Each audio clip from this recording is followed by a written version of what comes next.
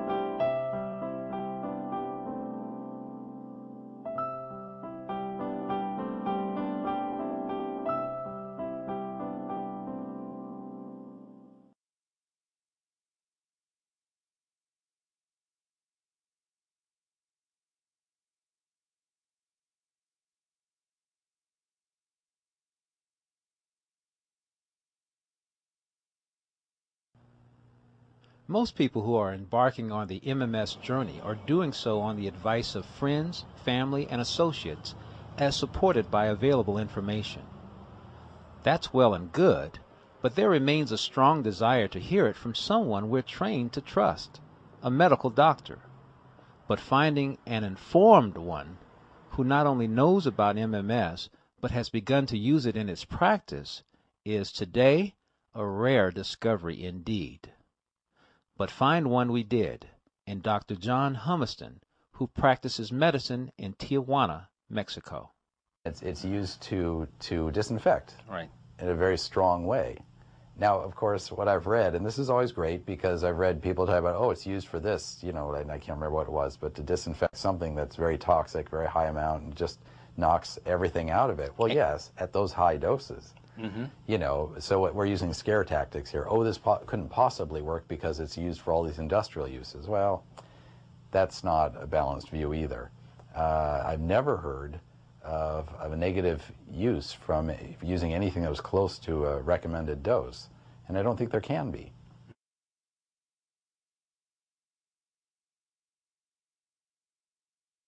Yeah, one of the things that people have done is to use the words chlorine and chlorine dioxide synonymously. Yeah. And so that, I mean, as though they're the same thing, even though one is a constituent of the other. Yeah, And one's a very reactive compound. The other can react, but chlorine, they're very different. I mean, they're so different.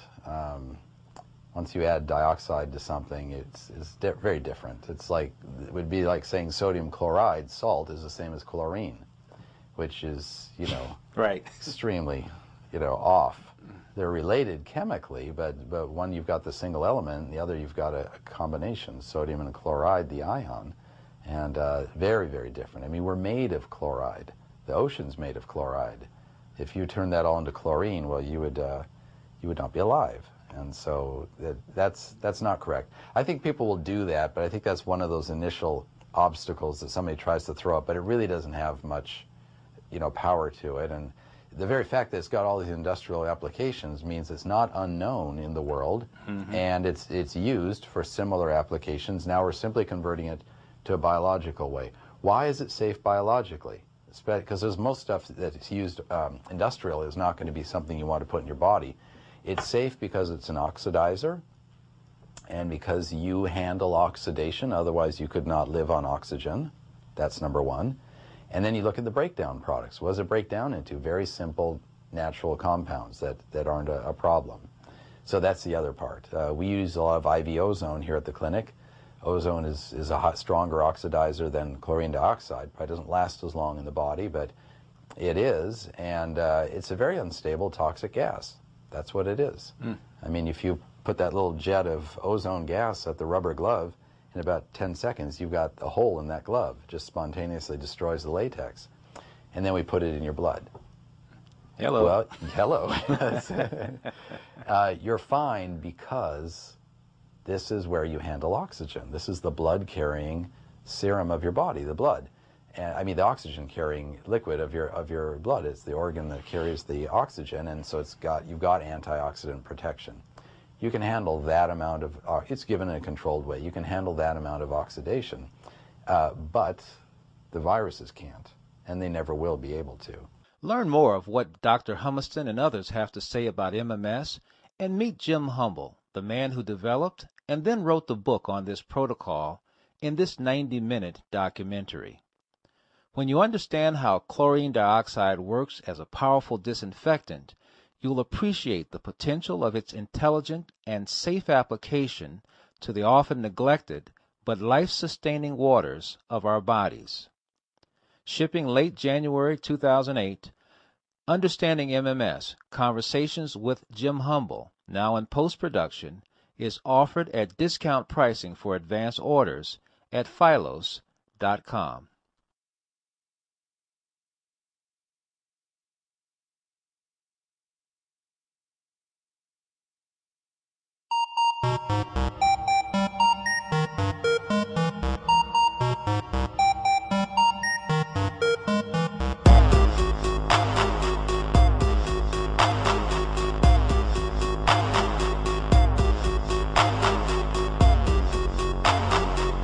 Aspartame is an artificial sweetener, an additive, and it's a chemical. It's not a natural product, it's a chemical. The molecule is made up of three components. Two are amino acids, the so-called building blocks of protein. One is called phenylalanine, which is about 50% of the molecule. And the other is aspartic acid, which is like 40%. The other 10% is the so-called methyl ester, which as soon as it gets swallowed, becomes free methyl alcohol, methanol, wood alcohol, which is a poison, a real poison.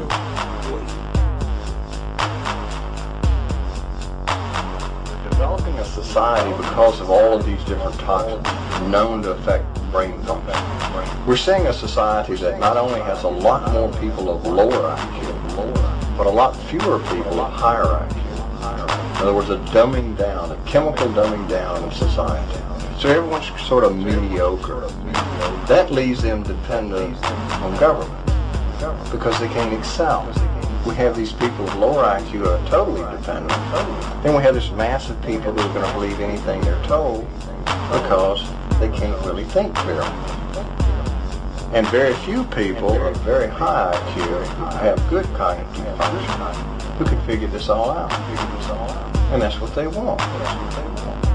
So, you can kind of piece it together as to why they are so insistent in spending so many hundreds of millions of dollars of propaganda money to dumb down society.